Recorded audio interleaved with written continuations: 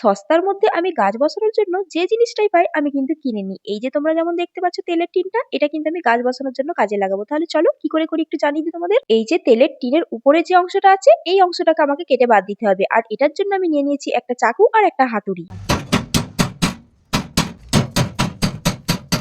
তোমরা হয়তো অনেকেই ভাববে কি দরকার ছিল এত কষ্ট করার। আসলে কি বলতো, শখের ছাদ বাগানীদের কাছে টব, মাটি, সময়, টাকা পয়সা এগুলোর অভাব থাকবেই। তাই আমাদের নিজেদেরকেই এদিক ওদিক থেকে কোনো রকম ভাবে ম্যানেজ করতেই হবে। এখানে তোমাদেরকে আরেকটা জিনিস জানিয়ে দেবো, এই টিনটা কিন্তু অনেকটা রিস্ক হয়ে যায়। কারণ এই যে দেখতে পাচ্ছ ধারগুলো, এগুলোতে কিন্তু আমার অনেকবার হাত কেটেছে। এখানে আমার হাতের মধ্যে এখনো সেই দাগটা রয়ে গেছে, কারণ অনেকদিন সময় লেগে যায় এটা সারতে। তোমরা ভিডিওতে ঠিক মতো বুঝতে পারছো কিনা আমি জানি না। তাই আমার মতো ভুল তোমরাও যেন না করে থাকো, তার জন্য তোমাদেরকে আমি একটু সাবধান করে দেবো। যদি তোমরা এরকম তেলের টিন দিয়ে গাছ বসাতে চাও, তাহলে অবশ্যই এরকম ধারগুলো একটু হাতুড়ি দিয়ে ঠুকে নেবে। দেখো এবার কিন্তু তেলের টিনটা গাছ বসানোর জন্য একদম রেডি হয়ে গেছে। কত সুন্দর, আর কেটে যাওয়ার কোনো ভয় হচ্ছে না। আচ্ছা, আজকের ভিডিওটা কেমন লাগলো অবশ্যই কমেন্ট করে জানাবে। আর আমার মেহনতটা যদি ভালো লাগে প্লিজ একটা লাইক করে দিও।